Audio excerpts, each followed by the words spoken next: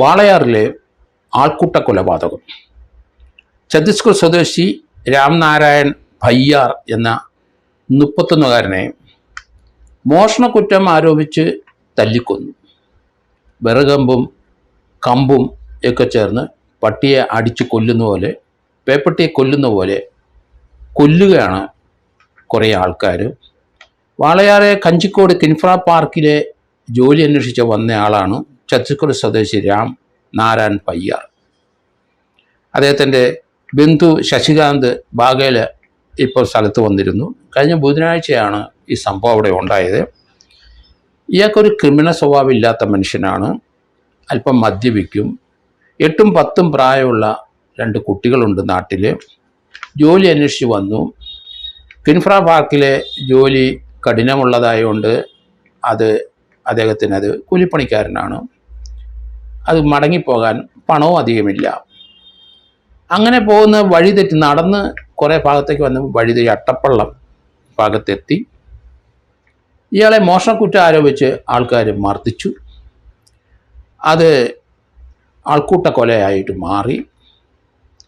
തലങ്ങും വിലങ്ങും അവർ മർദ്ദിക്കുകയും കമ്പിനും വിറകമ്പിനുമൊക്കെ അടിച്ച് ഇയാളെ കൊല്ലുകയായിരുന്നു.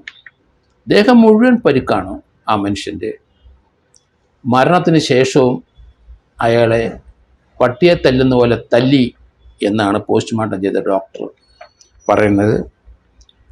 ആ ഡോക്ടർ ജീവിതത്തിൽ എത്രയോ പ്രൊഫസറാണ്, എത്രയോ പോസ്റ്റ്മോർട്ടം അയാൾ ചെയ്തിരിക്കുന്നു. ഇതുപോലെ ഒരാൾക്ക് പരിക്കേറ്റ ഒരാളെ തൻ്റെ പോസ്റ്റ്മോർട്ടം ചെയ്ത കേസുകളിലൊന്നും കണ്ടിട്ടില്ല. അത്ര ഗുരുതരമായ പരിക്ക്. നട്ടൽ അടിച്ചോടിച്ചു, വാരിയൽ അടിച്ചോടിച്ചു. തലയ്ക്ക് ഉള്ളിലുള്ള രക്തസ്രാവമാണ് മരണകാരണം. കാരണം ഒരു മനുഷ്യനെ ഇങ്ങനെ അടിക്കാൻ പറ്റുമോ ഇല്ലയോ എന്ന് ആ ഡോക്ടർ അത്ഭുതപ്പെട്ടു. എത്രയോ കൊലപാതകങ്ങൾ നടത്തിയ അല്ലെങ്കിൽ അത്ര മുറിവുകളേറ്റ മനുഷ്യ ശരീരം കണ്ടയാളാണ് ആ ഡോക്ടർ. അദ്ദേഹം ആ മനുഷ്യ ശരീരത്തിലുള്ള മുറിവുകളുടെ എണ്ണം അത് അടിച്ച് ഒരാളെ കൊല്ലുന്നത്, ശരീരത്തിൻ്റെ ഏതൊക്കെ ഭാഗത്ത് 10-60ഓളം പരുക്കുകൾ. അത് തന്നെയല്ല, പിന്നീട് വന്ന പലരും ഇയാൾ മരിച്ചു കിടക്കുന്ന കണ്ടിട്ടും വീണ്ടും 10 അടിച്ചു എന്നാണ്. അപ്പം പോസ്റ്റ്മോർട്ടം ആൻറ്റിമോർട്ടം, പോസ്റ്റ്മോർട്ടത്തിലെ തല്ല് ജീവനോടെയുള്ള ആളെ തലയ്ക്കും ദേഹത്തും അടിച്ച് പരിക്കേൽപ്പിച്ച് കൊല്ലുമ്പം, ജീവനുള്ള ആളെ കൊല്ലുമ്പോൾ ആൻറ്റിമോർട്ടം ഇഞ്ചുറീസാണ്. പക്ഷേ ഡോക്ടർ ആ മരിച്ചയാളുടെ മരിച്ച ശേഷവും അടിച്ച അടി അത് പോസ്റ്റ്മോർട്ടം, കാരണം മരിച്ചതിന് ശേഷവും ആ ശരീരത്തിൽ 10 കൊണ്ട് വീണ്ടും അടിച്ചത് ധാരാളം പാടുകൾ കണ്ടിരിക്കുന്നു. അദ്ദേഹത്തിൻ്റെ വാരിയെല്ലും നട്ടെല്ലും തകർന്നത് മാത്രമല്ല, ആൾക്കൂട്ട കൊലപാതകത്തിന് അവിടെ പോലീസ് കേസെടുത്തു. വാളയാറിലെ കേസ് രജിസ്റ്റർ ചെയ്തു. 5 പേരെ ഇപ്പോൾ അറസ്റ്റ് ചെയ്തിട്ടുണ്ട്. അട്ടപ്പള്ളം കല്ലങ്കാടുകാരൻ അനു, അതുപോലെ മഹൽക്കാട് വീട്ടിലെ പ്രസാദ്, മുരളി, ആനന്ദൻ, വിപിൻ, ഇങ്ങനെ 5 പേരെയാണ് ഇപ്പം അറസ്റ്റ് ചെയ്യുന്നത്. എല്ലാവർക്കും 38-40 വയസ്സും ഒരാൾക്ക് 55 വയസ്സുള്ള ഒരാളാണ്. എങ്ങനെയാണ് ഇവർക്കൊക്കെ പേപ്പട്ടിയെ തല്ലിക്കൊല്ലുന്ന പോലെ തല്ലിക്കൊല്ലാൻ ഒരു മനുഷ്യന്? അത് എന്താണ് ആരോപണം? മോഷണ ആരോപണം. അദ്ദേഹം ഒരു മലയാളി അല്ല എന്ന് ഇവർക്ക് മനസ്സിലാക്കിയിട്ടുണ്ട്. ബംഗ്ലാദേശിലുള്ള ആളാണോ എന്ന് ചോദിച്ചു എന്നും പറയുന്നുണ്ട്.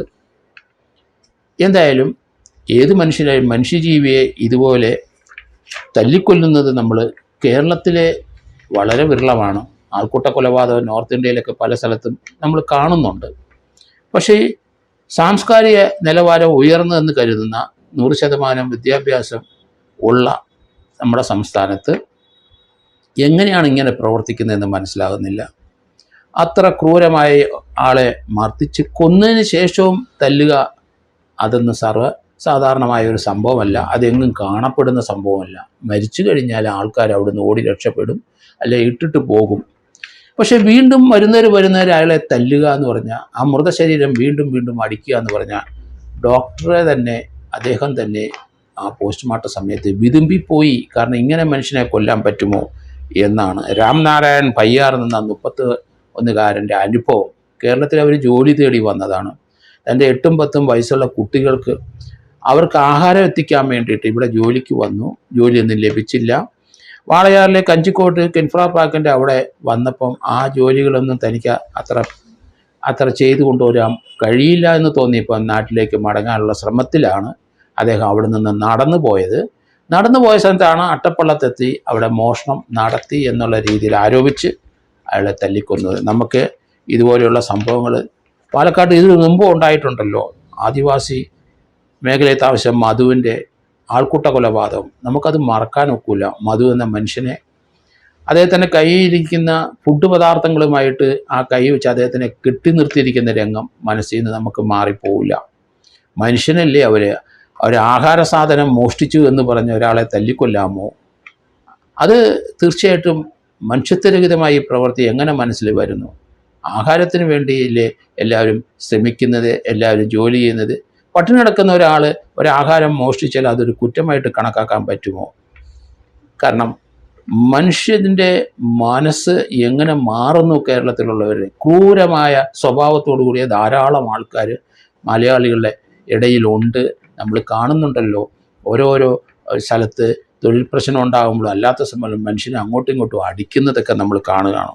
എന്തായാലും ഈ ആളെ ആൾക്കൂട്ട കൊലപാതകമാണ് നടത്തിയത്. 5 പേരെ ഇപ്പോൾ അറസ്റ്റ് ചെയ്തിട്ടുണ്ട് വാളയാർ പോലീസ്. പിന്നീട് വന്നു അടിച്ചവരെ കൂടെ പ്രതി ചേർക്കേണ്ടിയിരിക്കുന്നു. അത് വീണ്ടും അറസ്റ്റ് ഉണ്ടാകും എന്നാണ് കരുതുന്നത്.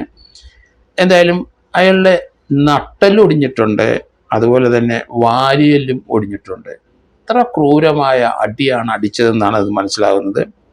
മരിച്ചിട്ടും ആളെ വീണ്ടും മർദ്ദിക്കുന്നത് മലയാളികൾക്ക് സുപരിചിതമല്ല. ഇവിടെ അങ്ങനെ ആരും ചെയ്തതായിട്ട് നമുക്ക് അറിവില്ല. എങ്ങനെയാണ് ചില ആൾക്കാർ ഇതിലേക്ക് ശ്രമിക്കുന്നത്? ഇതുപോലെ ആൾക്കാരെ മരിച്ചിട്ടും ആ വൈരാഗ്യം തീരാൻ അവർക്ക് നേരിട്ടൊരു അനുഭവം ഉണ്ടായിട്ടുള്ളതല്ലല്ലോ. ഒരു മോഷണ സാധനം എന്താണ് അയാൾ മോഷ്ടിച്ചതെന്ന് അത് അവർക്കറിയാമല്ലോ. അതിന് ഇത്രയും ക്രൂരമായ ഒരു ശിക്ഷ നടപ്പാക്കുന്നത് ആ മനുഷ്യ മനസ്സിൻ്റെ ആ വികൃതമായ ആ സ്വഭാവം തന്നെ. അങ്ങനെ വളർന്നു വന്നവന്മാരാണ് അവരെല്ലാം. കാരണം മരിച്ചിട്ടും വന്ന് അടിച്ച കുറേ പേരും കൂടെ അറസ്റ്റ് ചെയ്യാനുണ്ട്. അതുകൊണ്ട് 5 പ്രതികളല്ല, കൂടുതൽ പ്രതികളില്ലാത്ത അറസ്റ്റ് ഉണ്ടാകും എന്ന് തന്നെയാണ് ഞാൻ കരുതുന്നത്.